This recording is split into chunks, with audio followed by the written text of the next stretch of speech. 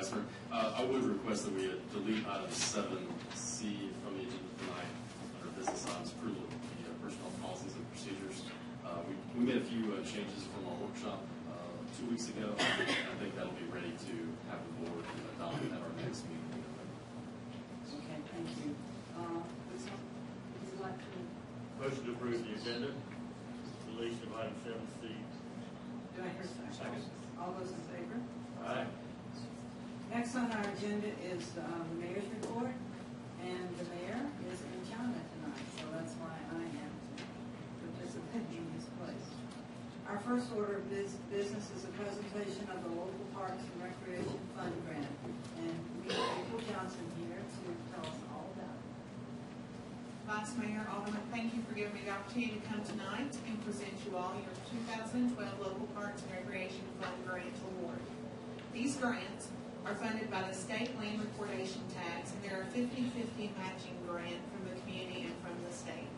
Governor Haslam has awarded $6.9 million in Local Parks and Recreation Fund grants for the 2012 cycle, and it is now my honor to present to you your check for $250,000 for the renovation of multi-purpose field number 2 at Mayor Bob Leonard Park. So congratulations. Thank you very much. I work to the board.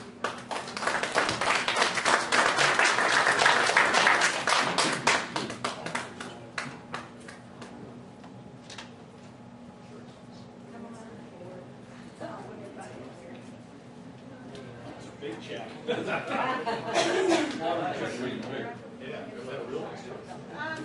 Since it's matching and we reimburse, you cannot take this stuff. Everybody asks, and I wish we could say sure, but that's just not how it works. All right, guys.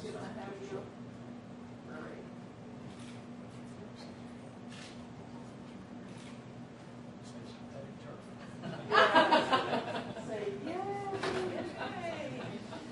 Thank you. Thanks for having me this evening.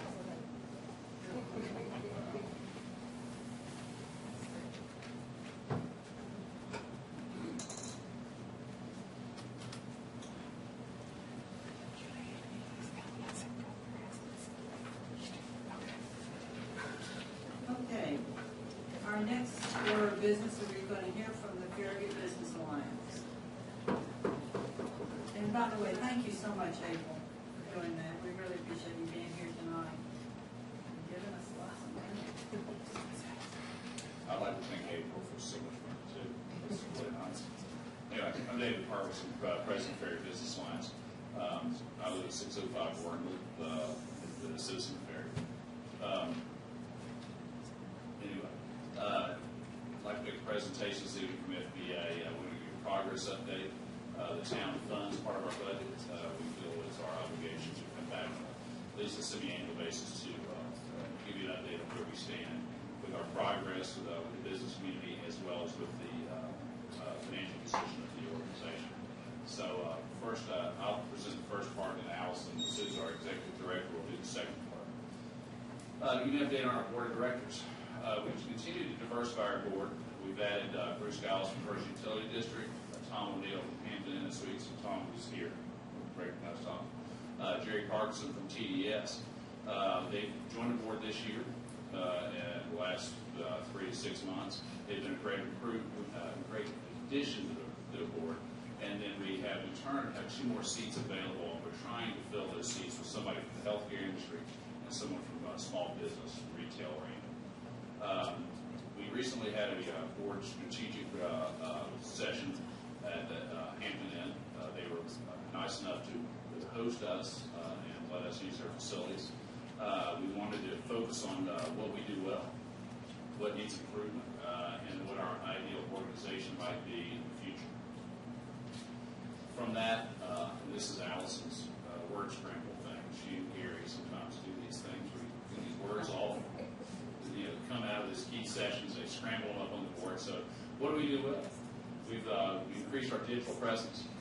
We've extended relationships. We've worked hard in collaboration, doing a great job with our events. We improved our communication. We've grown.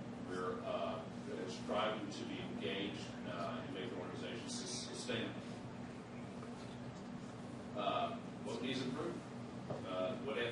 who is FBA? A lot of businesses still don't understand who we are. We keep trying to reach out and communicate with them.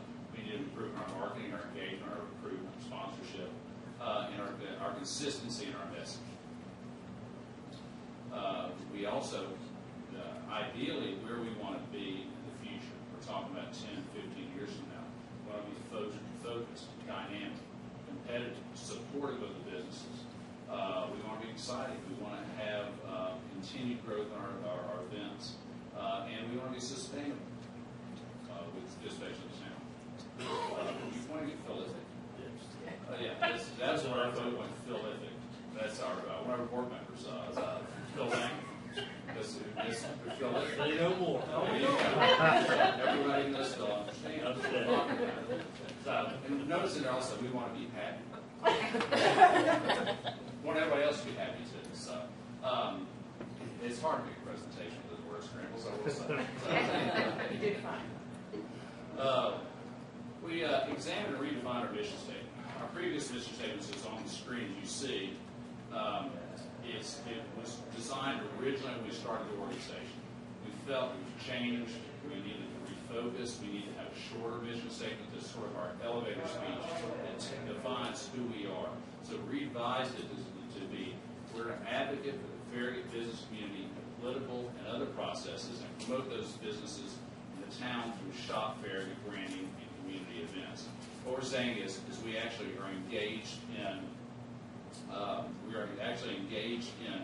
the ordinances. The town has come to us and asked us to communicate those changes in ordinances, and then also to give feedback on how those ordinances are written and how they impact the businesses, and that's one thing we've tried to do.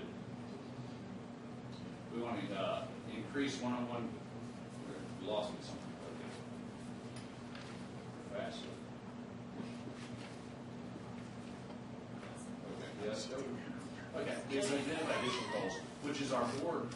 We are asking our board to engage with businesses on a monthly basis, come back and tell us what they're hearing, what we can do to help support those businesses, and how we can get additional support.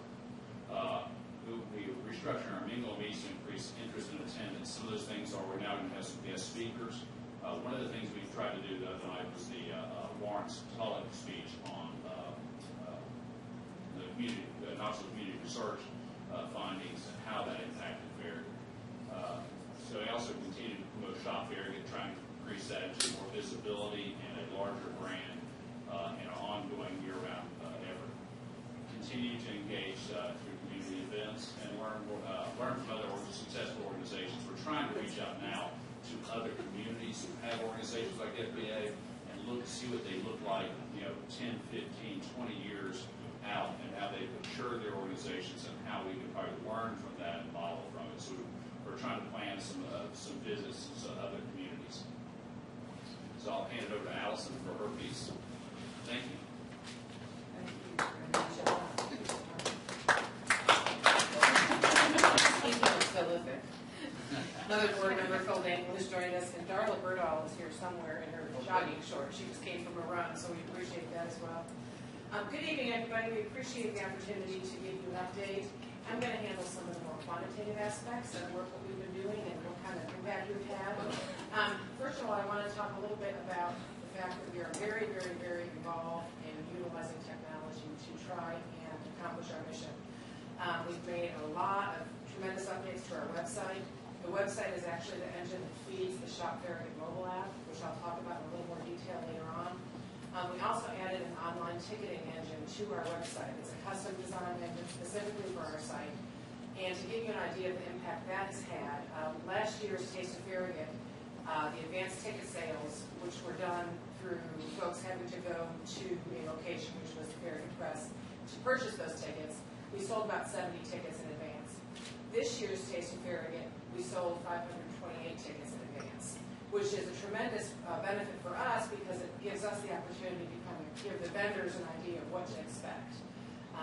That, and obviously it's less money to handle that night, less process that night, the lines are faster.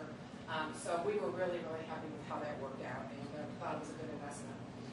To give you an idea of some numbers, the website, our October of last year, we were at about 84 registered businesses. We've almost doubled that. We're about 158. That will go up as the Shop Farragut holiday campaign continues. Our e-newsletter distribution list is at almost 400. And that is basically the businesses registered on our website and additional folks who have asked to subscribe to that list and keep updated with what we're doing and how they can be involved. Shop Farragut, which is our mobile app, we've had over 700 downloads. We launched it in April, and for a very localized, customized app, we're really, really happy with that number.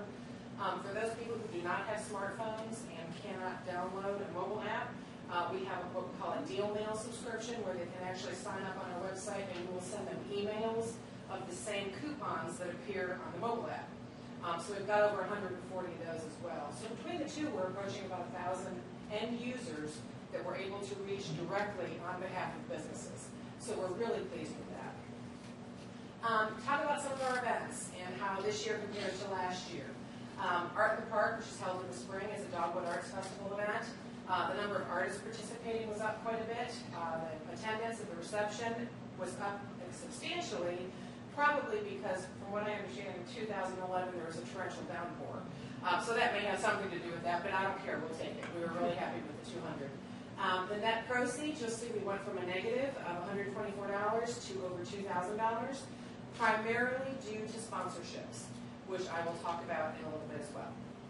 The next event is Red, White, and Blues. Not designed to be a moneymaker, designed to be an event to benefit the community. We are less negative this year. We went from a loss of about 4,300 to a loss of about 300, again, due to sponsorships. Our attendance for Red, White, and Blues almost doubled this year. So the community is enjoying the event, and we are enjoying hosting the event as well. Taste of Farragut. We had a really great event this year. We struggled a little bit with getting restaurants on board. We don't know if that is a function of the economy, the fact that it is getting so large that it's really difficult for a small restaurant in their budget to plan to feed over 1,000 people. But we did go up a little bit. We had 23 restaurants participating. We had more beverage distributors this year. We poured over 60 different wines on site. So that was a really exciting portion of the event. And I will tell you that the Knoxville Sheriff's Department, the two officers who were there helping us, commented that for an event with alcohol, it was the most well-behaved, uneventful event they participated in a long time. So that was a great compliment to hear. Our attendance was up to over 1,400, and our net proceeds were up as well to almost $15,000 this year. That is our quote-unquote fundraiser. Of all of our events, if we're going to make money, that's where it's going to be. Sponsorships. This is where we see a substantial difference this year. And if you recall, when I came and spoke with you in April, I introduced a community sponsorship package, different levels of sponsorship where businesses could sign on for all 4 events and get exposure throughout the year. TDS signed on as our presenting sponsor for all 4 events at $10,000. And he has commented, Jerry's on our board, and commented that it is the best $10,000 out of their budget they spent this year. That every piece of press, every piece of publicity, every sign he saw, everything he saw was he saw his TDS, either his logo or the name of the company being represented. So Jerry is going to help us to secure additional sponsors this year with his own testimony. We're really happy about that. But we also had a lot of small sponsorships. We had a lot of $250 level sponsorships, which is a big amount of money for a small business, and to know that those businesses are getting engaged and pledging that amount of money for our events is also a great honor. So we thank all of them. Okay, Shop Farragut. Last year, Shop Farragut was a holiday campaign, period. A great holiday campaign, but that was the time of year Shop Farragut rolled out. In April, you'll recall that we talked about wanting to take that to a year-round campaign. We have done that. We advertise Shop Farragut year-round, and to demonstrate that as far as expenditures, last year we spent about $7,900 on Shop Farragut advertising.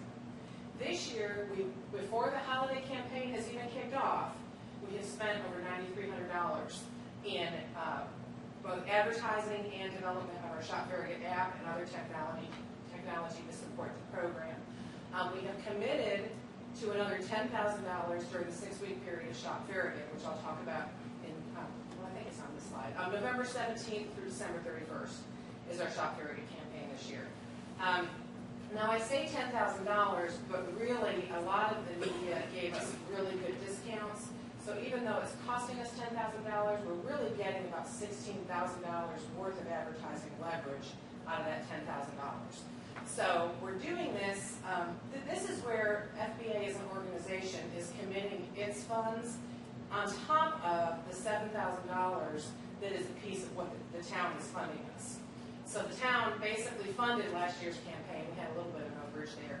But above and beyond that $7,000, you can see the numbers that we are committing to the campaign and to the Shop Farragut efforts out of our budget, because that's what our mission statement is. That's basically what we're all about. So we are adding two media venues this year to the Shop Farragut campaign. We have signed on with TV6. So in addition to newspaper and radio, you will see Shop Farragut ads on TV6. And the reason we chose them is because they sponsored our Taste of Farragut event. And we're a great partner, and so we gave them first shot at quoting that for us. We also run a monthly box banner ad on knoxnews.com. And I will tell you that I believe it's money well spent, because we usually have anywhere from 2 to 4 downloads of the app a day, or I'll get subscriptions for emails, usually 5, 6, 7 a week, and I know that's where they're coming from because I can track them. So I know that is money well spent, because it's not just reaching, the knoxnews.com isn't just reaching Farragut, it's reaching the region. We kind of narrowed down where that ad would go by zip code, because not only do we want people in Farragut to shop locally, but we want to draw people in from the region as well. And we think that the banner ad at knoxnews.com is helping us do that. Okay, is that it? Other impacts, okay. We were really, really happy to work with David Smoke and Gary Palmer to negotiate some additional benefits for your, what was a $10,000 sponsorship of the Knoxville News Sentinel Open. You upped it this year, I believe, to $15,000. We were able to help negotiate some really, really wonderful benefits this year. For example, last year you had the Town of Farragut logo on the PGA website. We had that again this year, but we also had the Shop Farragut logo with a link to the Shop Farragut vendors. 4,000 views per day, I think, on additional signage at the event in the 2 locations. Additional hard copy signage advertising at the event. We were able to actually host a booth at the event, which we staffed with over 30 volunteers. Then I will say we're not just FBA volunteers. We had folks from different committees in the town who volunteered. We just had people from the Rotary clubs, different residents, really reached out and stepped up and helped us get the Shop Farragut message out. We handed out coupons from area businesses. We handed out Shop Farragut mobile app cards. We talked to folks. We welcomed them to Farragut. We gave them ideas where to eat. So we were really happy with how that worked out. We also, David referenced a little bit earlier, helped coordinate the Cornerstone presentation, which is important as far as beginning the discussion of aligning the leadership throughout our region, so that we can kind of take the resources we have and leverage them with the resources of our neighboring communities, and that was a really good first step. We're also partnering with the town to start offering workshops to show value to those businesses who have registered and received a business license through the town. On October 30th, we'll be doing a social media and PR session here at 8 a.m. And that is really designed for folks who may have a social media presence, but really aren't quite sure how to ramp it up, how to leverage it, how to cross-promote, how to fit that in with the other advertising they may be doing. And I believe 12 people have signed up for that as of today. And then in November, I think on the 13th, we will be doing a basic develop a Facebook page. In other words, if you've never touched Facebook, you don't have a page, but you know your business needs to be there, we're going to have them bring their laptops, and we're actually going to walk them through the process so they will leave here with a Facebook page for their business. So we're really excited to play a role in that as well, and we think that will help the town demonstrate to its businesses, that it is trying to reach out and do something to help them, and that there is a benefit from having registered their business with the town. We are hosting workshops all the time for our businesses for either ordinances that have been written but not approved, or ordinances that are being thought about. For example, we're thinking about doing something to allow businesses that are having grand openings a little more leeway, a little more wiggle room, because they only have one grand opening ever, and maybe the sign ordinance is a little too restrictive for those folks. But what we're trying to do is to allow the business community an opportunity to comment on those ordinances ahead of time, to shape them, to give their input, so that they don't just see them after the fact and, well, I didn't hear about this, well, I don't like how this reads. Well, now if they don't like how it reads, then they should have come and given their input. They had an opportunity to do that. We're trying to provide that opportunity and to get that engagement so that they can impact and massage those on the front end. We're continuing to host our mingling meets. We're going to be tweaking those a little bit, trying to have some speaker draws and maybe rotate between lunch and dinners. That was something that came out of the strategic planning session. We are doing our monthly column with the Farragut Press, and we appreciate that space. And also, it may not seem like a big deal, but it really is. If you think about last year, the new sign ordinance had been passed, but was not going to go into effect until January 1 of this year. Last year during the Shop Farragut campaign. So many of the businesses who participated in Shop Farragut were able to use their old signs, their 32 square foot signs. So really, having to buy a new sign was not an issue as much last year, unless they needed to anyway, in which case they went ahead and went by the new ordinance. This year, those signs aren't going to be grandfathered anymore. So there's going to be a lot of businesses who we think are going to be in need of signage for Shop Farragut. Signs are expensive, especially for a small business. So we were able to work with two vendors. We don't have any sign companies in Farragut, unfortunately, but we got two relatively close by, one in Lenore City and one in just past the mall, who actually quoted us discounts on any Farragut business who's participating in the Shop Farragut campaign is in need of a sign. And I will tell you that one of them, keep in mind this is a 20 square foot sign, full color, both sides, for as little as $157. So we were really, really happy with how that turned out. And that's just kind of some bullet points. I mean, we're busy all the time. We're working on behalf of the businesses. We think we're making an impact. We would like to see more engagement on the part of the businesses. We're working really hard, and unless folks get out from behind their four walls, they won't necessarily feel the impact of that work. But I'll be glad to answer any questions if anybody has them. No, I don't have a question, but I want to tell you what you guys have done in a short period of time is remarkable. And the word that I would use is that you've created momentum in our community. So I just applaud everybody that's on board, everybody's been involved. You're just doing a great job. So, We're prolific. you are. And you've educated us in a new word, too. So we've got that. Yeah, I'd just like to thank you, Allison.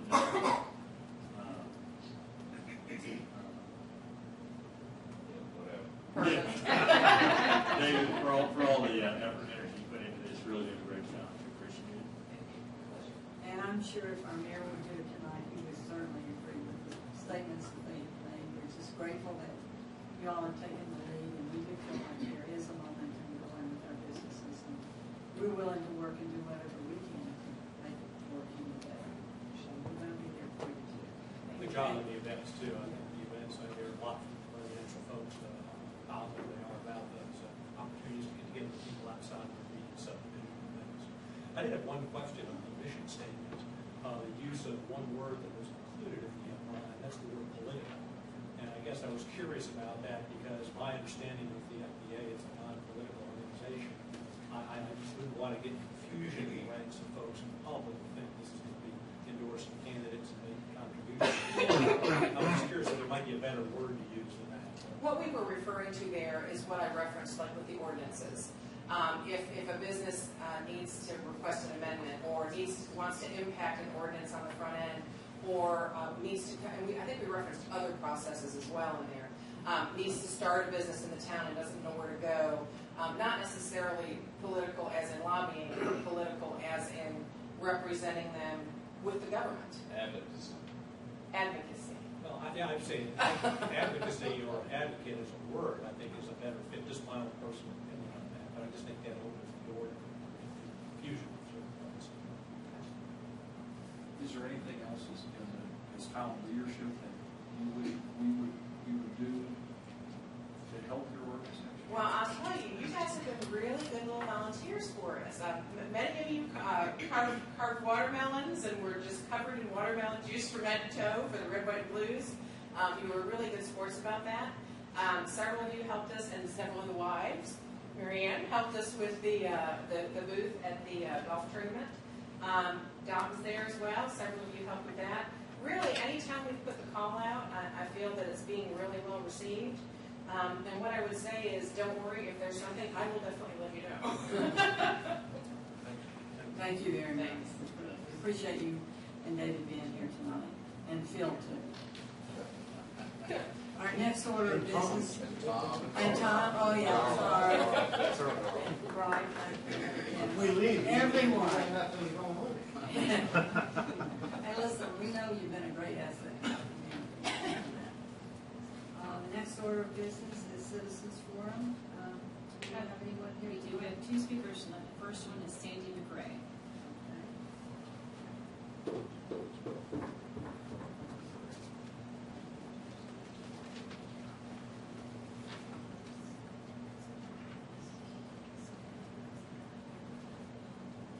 Would you please tell us your name and your address? My name is Sandy McRae. I live at 10716 Pinedale Drive. First of all, I want to thank our Vice Mayor Coleman for allowing me to come tonight. My co-partner, Queen, and I are involved. We come as representatives tonight, not of our community, but as workers, volunteer workers with Operation Christmas Child. She is giving a brochure and a picture of a child. And in a moment, you'll know what that means. This organization is a non-profit, Christian-based organization that comes under the umbrella of Samaritan's Purse. Franklin Brand is the CEO. We have been in operation for about 19 years now. We've been involved with it in our community for 18 of those 19 years. Simply what it is 1 week out of the year. This year it is November the 12th through the 19th. People all over the world. I was in Ireland about 3 years ago with my church choir. I walked in a very small little church one Sunday morning. And when I walked in that lobby, they had tables set up with shoe boxes to fill for Operation Christmas Child. This is all over the world. And since we began, we have been filling shoe boxes with school supplies, toys, you've got to have toys, candy, you've got to have candy, hygiene products, and things like this go into your shoe box. And then they are sent by the individuals, and by the time we're over tonight, I hope you'll be one of those individuals that have packed a shoebox, and you bring it to the Relay Center collection point, of which Mildred and I are involved with here in West Knoxville. For the past few years, we have had our collection point in a different location, but to some changes that were going on there this year, they could not host us for this year's week. So First Baptist Concord was asked to host the Relay Point, and they agreed to do this. And as I said, it is that third week of November. We are there from Monday through Friday from 10 to 6, Saturday from 11 to 5, and then on Sunday from 1 to 5, to be there for area churches, businesses, individuals like yourself, come and bring your boxes. We have had mothers with toddlers coming in carrying shoe boxes that they have filled. We've had school groups. We've had, of course, churches who do it as a combined effort. And we've had scouts. We've had all sorts of people from all different walks of life, all nationalities bringing us shoe boxes because they know the importance of a gift. Mildred's got one of our shoe boxes that we have ordered that some of the churches are using to fill a shoe box. And the child is given this. They go to, last year we sent them to over 6 of the continents, over 100 different foreign countries. We gave out last year, it came roundabout from the time we began to the end of last year, about 93 million shoe boxes. Million. This year, OCC is hoping to celebrate giving out our 100th million shoe boxes. We put these toys and things in the shoebox, but the real reason we do the shoeboxes, besides bringing a child happiness for a short time. If they lost everything into a war, you give them a box that can give them some time for a period of time of joy. But also, when they're given their shoebox, they are given a little booklet of Bible stories, and it is printed in their language. I've seen samples of these Bible story booklets, and I couldn't tell you what they were saying, but I knew the pictures of Adam and Eve, of Noah and his ark, all the stories that you're familiar with, of Christ's birth, of his crucifixion, and of his ascension. This is the best gift that we are offering these children. No matter what religion we are, we want them to have the knowledge of who really loves them. These boxes are sent out because we love the children, but it's showing them that God loves them more than you and I ever could. He knows them. He knew them from the day they were born, from the day they were conceived. So this is the main purpose of this organization. And then our purpose is to be at a local area where people from Loudoun County, Lenore City, Oak Cliff, anywhere maybe from Bearden down, can bring us their shoe boxes. We're only about one of, I think, 3 areas in East Tennessee, or Knoxville rather, that are a drop-off point. So they try to get places in certain areas to make it easier for folks to bring their shoe boxes. So we were asked to have it in First Baptist. Along with something like this comes many things. The first thing that comes involved with doing a shoebox is the shopping. And I think we're ahead of the Farragut campaign because First Baptist did their campaign early this year. Instead of November, they are just this Sunday, in fact, finishing up their drive because of some previous commitments next month. They did it early. We have collected 1,000 shoeboxes there. The people have just been drawn into it this year for some reason, a little bit more so than others, but we have filled already 1,000 shoeboxes. These are people that live in Farragut or live in close proximity, and you can be sure that a lot of those goodies came from Farragut stores of all types. So I think we should start early before you even got kicked off. But besides the gifts then, they fill the box and they bring them to us. A lot of these churches or businesses or scout troops don't know where we are. In our community, you know us. We're a big church. You know where we're found, but a lot of people don't. I had a little lady from the Chinese church, Middlebrook, called me last week. Where are you going to be? And I told her, I said, do you know where we are? Luckily, she did, so I didn't have to give her directions. But this area site has been posted nationally on the Operation Christmas Child website as a drop-off for people in this area. So what I am asking you tonight, if you would look at brochures to learn about our program, and then strongly think about, and I've already prayed about it for you, but if you want to, that's fine too, but to consider letting us, for this week of November the 12th, put our banner that was provided by the organization out at the entrance of the drive into the parking lot so that people can see that we are the drop-off location and this is where we are. I know it doesn't meet the criteria for your signs, but my wish is that you could make an exception. People see this, they know where to come, they can find us, and that's the important part. They can't find us there. It is discouraging that I don't know where to take. Otherwise, they would have no cost down. But the main thing is to, be able to do the same. That's my request for tonight. Anybody any questions on anything? Answer any questions? If you don't know about the program, you've got the brochure. If you have any other questions, you can call First Baptist. They know me. They can give you my number. I'll be glad to discuss it with you. Take your children, grandchildren shopping. Fill a box. Thank you, Sandy. Is there anyone else from the audience that would like to speak? I have a question, just so I understand the audience. So your request is that you can display this sign at First Baptist Concord here on Kingston Pike, is that? Yes, sir. To show people where to turn into the driveway. And if it would better suit your purposes, I would be more than glad, during the end of each shift, each day, I can take the sign down and then put it back up right before we start in the morning at 10 o'clock, we start And collecting. we posted on church property. Yes, sir. Correct. Yes, sir. Graphics and all that. Any other comments? Alderman?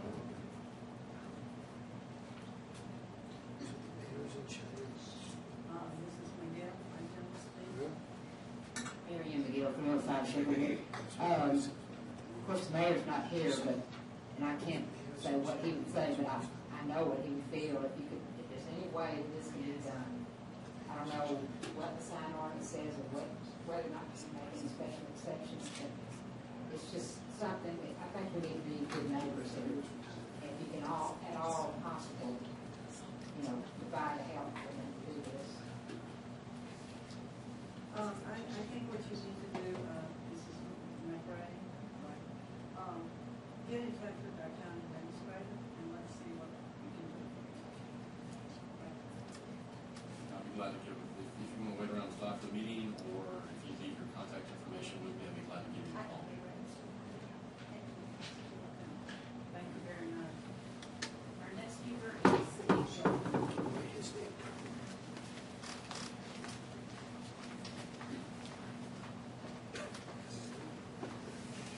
My name is Steve Gilman. I live at 12805 Gordon Drive, Fox 172.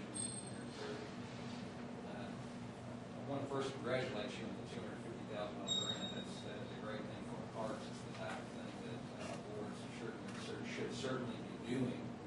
And of course, the shop Farragut, I wish a fan of that. As I believe small business still drives our economy, I think that is a great thing. I've seen those signs everywhere, and I'm appreciative of those.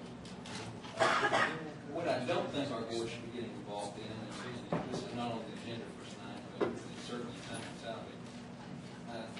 Reading the Farragut Press Enterprise on October 11, apparently the town was surveying, an online survey about the potential of the town of Farragut getting involved in the trash collection business and recycling business, residential, to be specific, which has been a private industry in the town of Farragut and much of Knox County for quite some time, since before I was born. Obviously, the city of Knoxville provides trash collection. Obviously, it has many of its detractors. I think that it is a bad decision for a number of reasons. I don't want to get too long-winded tonight because I think it is something that is obviously in the early stages of reading the article. It's being surveyed, it's being talked about. Why it has been determined to be something that should be talked about is a surprise to me for a number of reasons as a citizen of this county, this state, this country.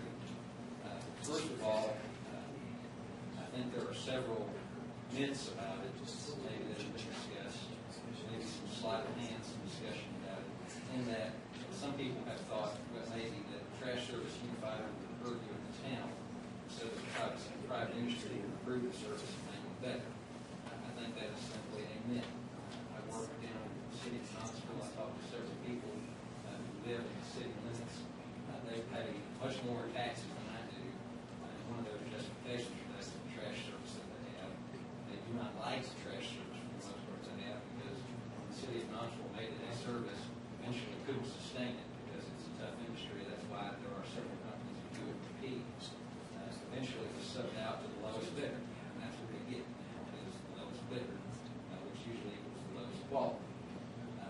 From reading over several different minutes and other documents, and again, it's going to take me some time to dig through all of those, it appears that the thought process in taking the survey, and I spoke to you all back in May of 2011, was just about recycling, is that it would be something that the Farragut would bid out to a private company, which essentially would be taking it from what I believe to be 3 companies that operate Farragut, compete for quality service, and compete price, and basically monopolizing it into one service, and that's whoever can bid for the cheapest.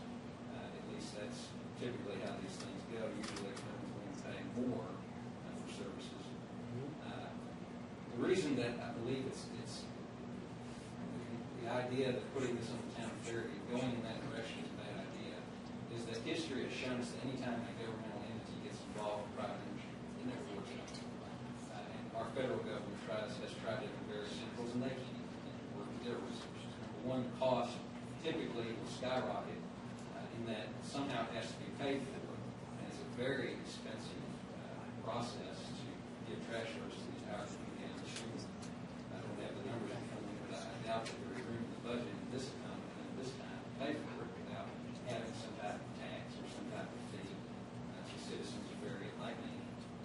The quality decreases because you have a company that has usually a term contract who's going to be doing service, and they don't really have a lot of incentive to do it well, because by the time their term ends, and that's how these things usually go, the other companies who can compete can't be in business, most of them go out of business, or companies that can stay in business in other areas don't have the resources any longer, that when that term contract's up, they really can't come in and take service over to you.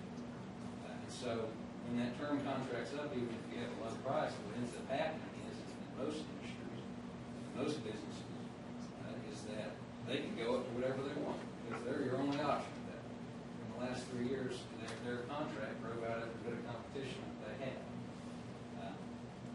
So really what's being created, if this is the path Farragut goes down, again, we don't have the survey back.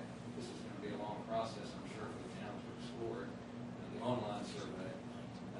What typically happens is Farragut becomes the middleman and pushes out a bunch of competition, which really doesn't go with the Shop Farragut slogan that we've had, especially for local businesses. Obviously, Tennessee Trash Service is a local business. Waste Management is a national business, but they have people living in this community. Waste Connections is a national business, but they have people living in this community. Somebody's going to lose in this system. They're going to lay off workers. Those workers aren't going to shop at Farragut. And I think that's a real disservice, and I'm not really sure why we're even exploring that option. Since looking at the newspaper today, there are several emails that were sent in about the story that ran on the 11th and the stories thereafter. It doesn't seem like many people want it. They're happy with the private industry that they have, and that they get the choice for what service that they have, what quality, what frequency, with the recycling and with the trash service. So it doesn't make a lot of sense to me as a taxpayer. And that's really my perspective right now as a taxpayer. I've lived in Farragut since last year. I think a lot of people I talk to, they don't want extra fees or taxes. I don't think anyone does in this economy. But the idea that trash service will be cheaper, that's a myth, I think, too. The reason being is I don't know of any governmental body at any level that has just come in and said, we're going to give you a service that's typically private, that you pay for with private funds. We're just going to give it to you for free. I don't think I've ever seen that happen. It's either been something that's part of the government's budget in the first place, or they don't do it. And to do it, I guess my question I want the board to think about as we move through this process is how we're going to pay for this. It's a tremendous cost. And I think that if we're tell the members of the town of Farragut, the citizens of the town of Farragut, that this is going to be better for you, it's going to be cheaper, I think that's disingenuous, because it has to be paid for somewhere, unless there's a pot sitting somewhere that just could be used for whatever private services that Farragut wants to pay for. I just don't see how it's going to happen. I think that's something we really need to think about. It's just unsustainable. It may not be something that people have to pay for right now, but it's something that I believe will lead to some type of fee or tax or increase in property taxes somewhere down the road. It's the only thing that makes sense to me. And I think that has to be thought about as well. And again, I don't want to take too much time talking, so I have a lot of thoughts about this issue, and I have a lot of thoughts talking to other people about the issue, why it's not a good idea. I just really think it's something that the town really needs to think about clearly, the board needs to think about clearly. And to be honest with you, it's my understanding that there's been a lot of investment in this in the first place. That kind of scares me that we're spending money on something that doesn't seem like anyone wants it. From people I talk to, the stories and emails I read come in the paper. In fact, I think we have someone from what I was reading whose whole job is to explore this issue. That's a tremendous cost in this economy for something to explore, unless we're heading headlong in that direction. To me, I just think that is just creating a bill to have an excuse for some type of tax or increase later. I just don't think that's right. I'd like to just interrupt you for a second and ask a question. The first I heard about this was I read about the paper. We've not discussed with the board, Mayor Hall. David, do you know anything about this? I don't even know where this idea came from. It's something I think it's on our All right, the newspaper article. October 11, Lori Sal. There's a survey that had been passed around and talked about. Of course, we came down in May, apparently there was a position as one of the created Lori position.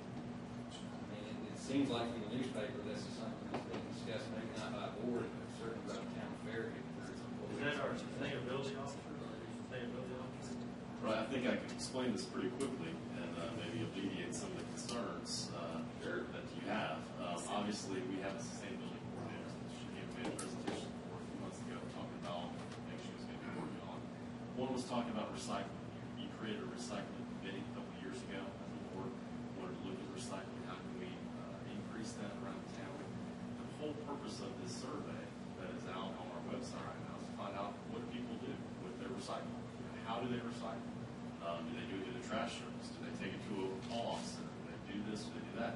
Would they be willing to pay for recycling if they don't already? So what we're trying to do is just get a sense for what's going on in the community. It's not a scientific survey, but it's going to give us some kind of feedback on what the community is doing. From that point, then we'll start looking at, all right, what are some of the alternatives to try to increase the recycling? If that's truly what the board and our alder want to do. And we'll, certainly bring that to the board at that time. But right now, we don't have any kind of ideas in place or preconceived notions about what the survey is going to look like. So I think certainly, and this all has many other duties and responsibilities besides just looking at recycling, which is going to be Mr. Gill, I appreciate you coming down. Well, right, and I just want to read this part. This is all said the town is considering option for a waste hauling contract. I mean, maybe the message gets skewed, and that's bad, because emails think that this is, maybe that's miscommunication, but from that article, there are several people from the newspaper today that think this is a road towards taking over the trash collection. So maybe it's a misconception. I don't think it's a maybe. It is a misconception. Yeah, I mean, in the state that my name's Alden Marcus, and we've not had any conversation on this. The sustainability coordinator is a much bigger issue. I think almost every city is working on that because we have an obligation to do this. But the trash part of it is just one piece. And what we want to do is make sure that we're managing the resources of our community and our state and our country. But there seems to be a view that we're looking to go out and buy trash trucks. Well, no, I don't think that. We're not supposed to be saying that. This has got to take us this level. Again, Walter Marcus, and when I read this in the paper, I don't know where this is coming from, but it's got a way to take on context because we've had zero conversation. Well, that makes me wonder. Well, the committee itself, and I can speak, I attended several meetings. The idea was basically, as several homeowners or already associations are already doing, is to survey the existing companies to see if they can get a better deal, preferred provider for sure. My subdivision does that now with one of the things. Anyone is free to participate or not. Sure. So the idea behind this was not getting into the garbage collection business. It was designed to, was there a way in which a broader discount might be available, keyword, to the resident community. So, I can just speak from that point. This has really gotten blown way out of where that original idea came from. And again, it was just based on what is already being done by a number of homeowners associations and businesses of trying to get a better deal on the price structure among the existing. But there was never a discussion I was ever aware of the town getting into the business, taking over companies, that kind of stuff. So, I just want to reference just from my own perspective of having sat through a couple of committee meetings that this was listed in their report as an idea for the town to look into it because that's what it was laid out. Sure. And it sounds like it has been mischaracterized perhaps for this. Maybe it's because of a lot of the ire in the city of Knoxville over that system. That's what I think a lot of people who work down there like I do and hear people live in the city and their complaints was thinking that's what it was taking. And so I apologize if again. You can't believe everything you read in the papers. Mr. Gilman, we appreciate you being here tonight. Are there any other comments from the audience? Or anyone in the audience? Then our next order of business is approval of minutes from October the 11th, 2012. Can I hear a motion for approval of these minutes? Second. All those in favor? Aye. I abstain because I was not at that meeting.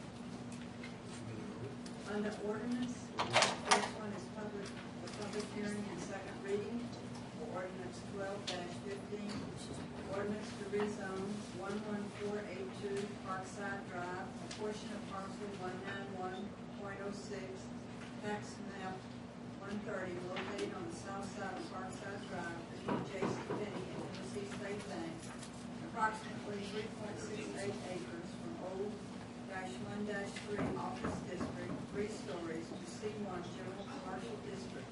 Michael Brady, applicant.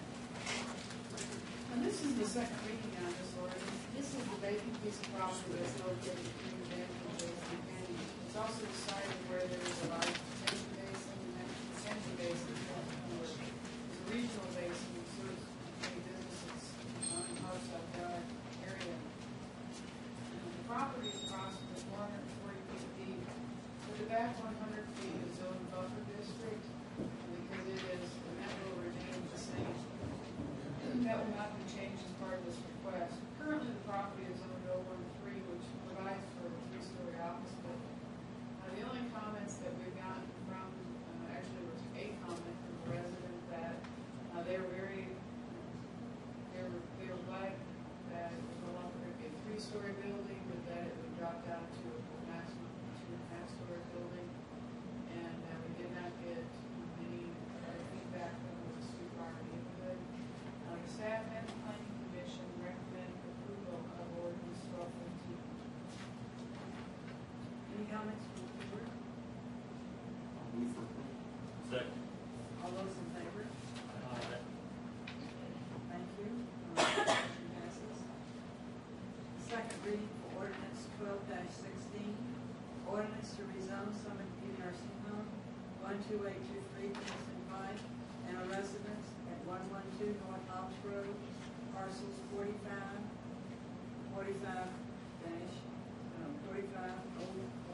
and 4502, tax map 151, located on the corner of Kingston Pike, North Hobbs Road, Union Road, 7.954 acres from C13 General Commercial District, 3 stories, to R1 Rural Single Family Residential District, and to C1 General Commercial District.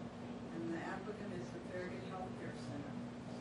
Several years ago, the Summit View Nursing Home was looking at expanding with an assisted living operation on the north side of their current nursing home facility. The market has changed, and at that time, then they rezoned the entire property to C13 to accommodate the assisted living facility. Since that time, their plans have changed, and they are wishing to go and rezone their current land use. So the house is occupied, and they are requesting that the back portion of the property be zoned R1 for the current use, and that the front property be zoned into C1 as it was previously. The planning commission recommended unanimously in favor of ordinance 12-16, and staff also recommends approval of this one. Any comments from the board on this? Move we approve the ordinance 12-16. All those in favor? Aye. Motion passes. The next order of business is the first reading of ordinance 12-17, budget amendment ordinance to amend ordinance 12-09, fiscal year 2013, general fund, capital investment program, and insurance funds.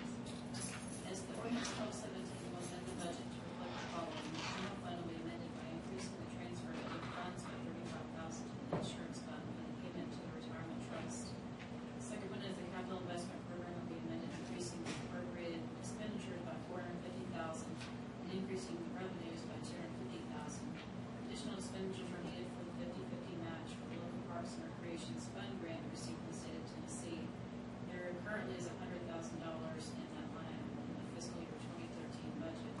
The insurance fund will be amended by increasing the appropriate expenditures by $35,000 for the payment to the retirement trust. All the requests will be funded from general and capital fund reserves. Motion is to approve ordinance 12-17 on first reading. Any comments from the board? Move for approval. Second. All those in favor? Aye. Motion passes. Under the business items, the first first one is approval of the Hot to Trot 5K, 10K, and Fun Run. Yes, ma'am. This is the fourth year for the Hot to Trot running event that is sponsored by the Fleet Feet Knoxville Running Club. Proceeds from the event will raise money for the handout for women and the food for Sister Martha's Pantry. As shown in the race information packet, all the events will start and end at the Fleet Feet store on the Parkside Drive Shopping Center, west of Lakeside Drive. Each event will feature a loop 2 loops for 10K. Along portions of Parkside Drive, there will also be a short-term road closures and lane closures, which will affect portions of Parkside Drive. Setup time will begin at 6 a.m. and all cleanup will be completed by 10 a.m. As in previous years, the organizers of the event have been working with the affected entities to make preparedness ahead of time. Major retailers like Walmart and Target, U.S. Cinemas, nearby hotels, Geneva Healthcare have already given their approval. Event organizers have been careful in minimizing the impact of vehicular traffic and access. The Parkside Station Shopping Center will be used for all staging facilities, including portable restrooms. Most of the parking will be provided on adjoining properties, including JCPenney and, if necessary, the primary school property on the west side of North Campbell Station Road. The event is anticipated to have as many as 2,500 participants. Traffic control from parking areas and along the route itself will be addressed with Knox County and City of Knoxville police staff. The City of Knoxville will provide roughly 300 to 350 cones to mark off the course and barricade the staging area. EMS personnel from Rural Metro will also be on hand. Fleet volunteers will provide the cleanup. Staff recommends approval, provided the sponsors supply the town staff with the actual insurance liability certificate is available, which we did receive yesterday, and that the representatives from the affected subdivisions be notified of the event ahead of time. The staff will also recommend that the sponsors ensure that upon the event's conclusion, the entire course is free of a litter. Proposed motion is to approve the Hot to Trot 5K, 10K, and Fun Run road closure from Parkside Drive on November 22nd, 2012, from 6 to 10 a.m.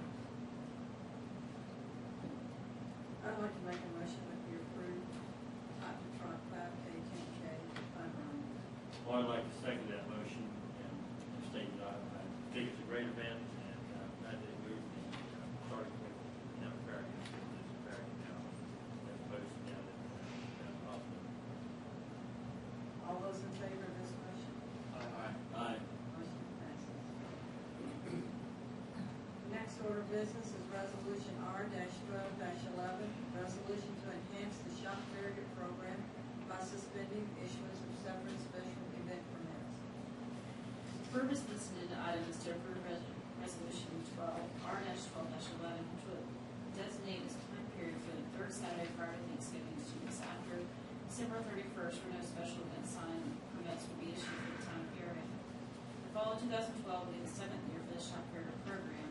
Originally, the program was held from Thanksgiving through December 24th. It was expanded several years ago to cover the week before Thanksgiving all the way through the end of the holiday buying season. The purpose of the shop Farragut program is to promote businesses in the town of Farragut and make citizens aware that shopping in Farragut helps the town provide valuable services to the community. The purpose of the suspension of the special event permit is to allow for a 2-week time period before and after the designated shop Farragut holiday season, helping to brand the program. During this 2-week period, no special event signs will be permitted to be displayed. The 2010 holiday shopping season was the first year for the suspension on special event permits was implemented. The motion is to approve Resolution R-12-11, and we did tweak the wording a little bit just to be a little more clear about the starting date and end times for the shop Farragut program. And we won't have to come back to the board every year to approve this. This is just setting the time or the days this will start and end from here forward until it's decided to change. I just have one question. I don't know what all certain things are. We have a lot of these new businesses coming online. Are they all aware that we have a blackout period? Do we have any that we could potentially quit? I know we had one last year that came in right during this time period, this 2-week period. We don't know of any, I don't know of any just off the top of my head, but certainly they came in during that 2-week period, especially if that's not they couldn't have run the time. You had to wait until the actual shop period time. I like that this will be a standard window in the future, so it'll be easier for us to communicate. I just would hate to drop this on somebody if they've already invested some time and effort. And they already know what I was going to at this time. If you're not aware of any, I'm perfectly fine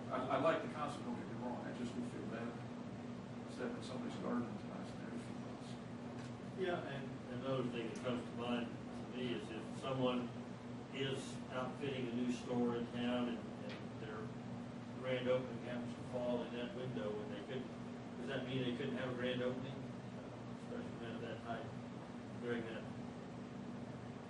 period?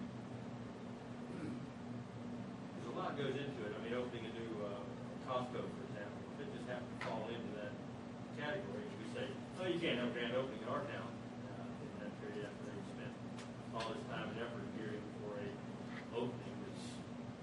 I think if the board would like, if there was a new business that was truly a grand opening, and you wanted to allow that to take place during that 2-week period, then certainly we can modify this slightly to make that happen. So that way it doesn't, so that very case that you just mentioned doesn't have to put their signs out for that one special occasion, which is their grand opening. I think I'd like to see that. I think that's something that I needs. agree, that seems only fair. I don't think it's going to happen very often, but if it did, it would sure be a real hassle for someone who's trying to open a business in town and run up against that. And hurdles to jump through to get their own. I'd like to ask if we can also maybe consult with the FBA on that, since there may be other issues that we may not be aware of on that one, since this one, as I understand it, originated from their perspective. It did, yes, sir. And we have talked to them about the different time periods. I think they're fine with the time periods. I think what we're really getting to is this grand opening type of thing. If there's a special or new business that's coming in during that period that needs to have that sign up for the grand opening, and allowing them to be able to do that, probably I understand the need for that, obviously, from a business perspective. So maybe we can add another whereas clause in here that would include the opportunity for a business that is opening or having a grand opening of their business to be allowed to have special event signage during that What if, period. you know, if you go to the fourth whereas, I'm just going to read, starting with the second line there. Farragut Board of Mayor Alderman wish to suspend the issuance of several special event permits, and then just put in excluding grand openings, comma, from 2 weeks prior to that. Would that suffice? Or say excluding a grand opening for any new business opening in Farragut. Yeah, I'd say for any new business, I mean, you want to have. Typically have a reopening. grand, some will have a grand They have opening another every 6 second months. grand Right, right. So after that permits, comma, excluding grand openings for new businesses, comma, Opening and the rest of the first sentence. time, I think that would reopening. suffice. You pretty comfortable with that? I think so. Do you want to make a motion that we amend that resolution?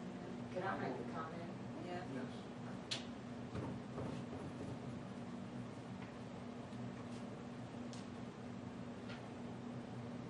Well, this is okay, what we were just talking about with this special event sign, and they're not selling anything. It's not a business, but it will be a special event sign. And if it, you know, it falls during that period of time, that's going to be a problem. Say again. Non-profits do not fall under the same. Okay, that's what I thought, that's why I was asking before you voted on it. They do fall under another part of our ordinance we need to look at, but again, we'll get with the group out. Okay, all right. Well, then with the wording that we suggested, I would take a motion that we approve resolution R-12-11. And with the insert wording. Do I hear a second? Second. All those in favor? Aye. Motion passes for approval. And I don't think that it's necessary to read out tonight that resolution, do you?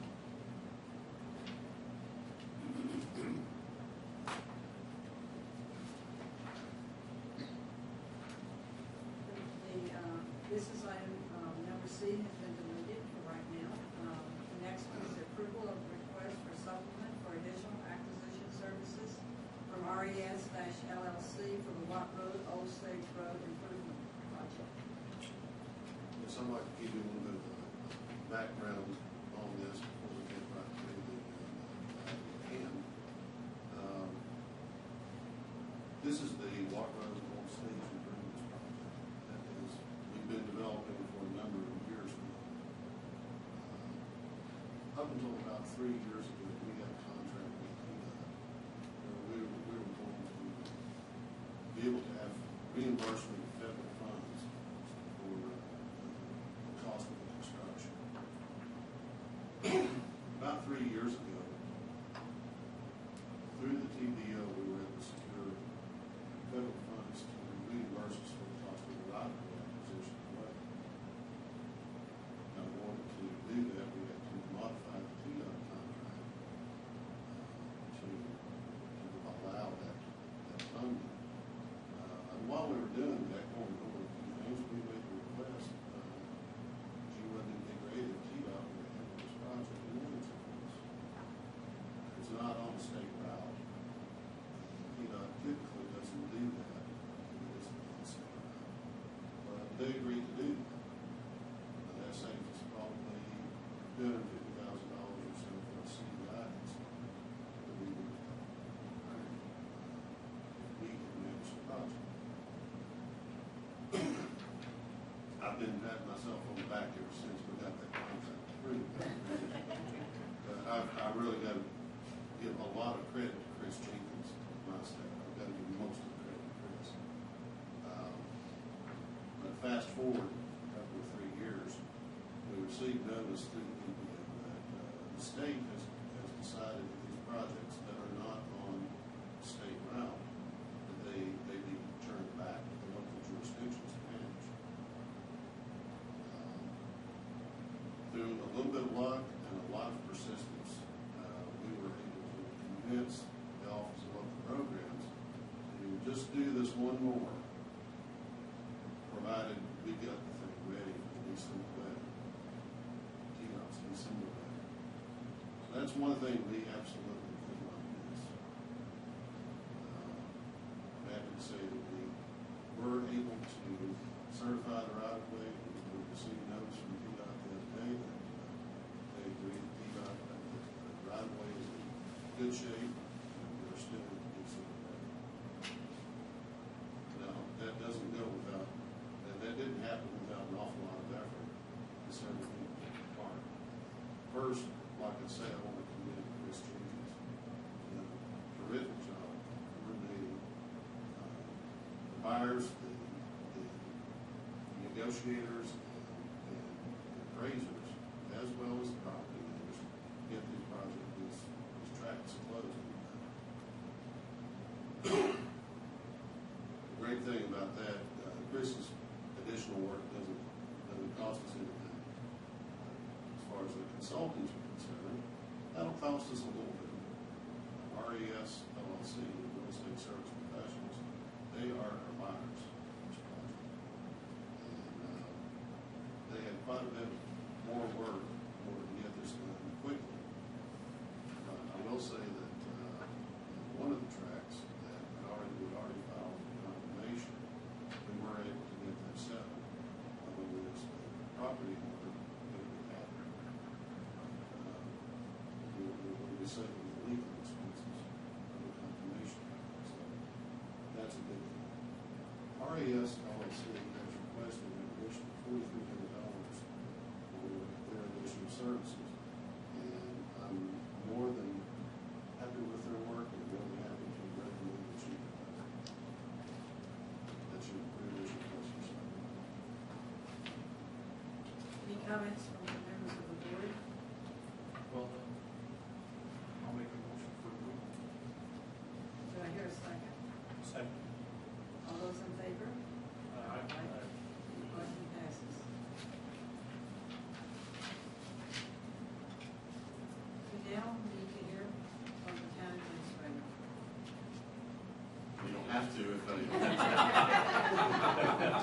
to. That's what it says. A couple of big events. I know we mentioned a few earlier with the FBA presentation things coming up, but tomorrow night is our Freaky Friday event out at Mayor Bob Litter Park from 5 to 7 o'clock. And should be some great weather, and hopefully have just a ton of kids out there tomorrow night, so we're looking forward to that. And also on November the 3rd, which is not this Saturday, but the following Saturday at 8 a.m., there's a Chamber 5K out at Mayor Bob co-sponsor of that event. So both those are coming up soon. We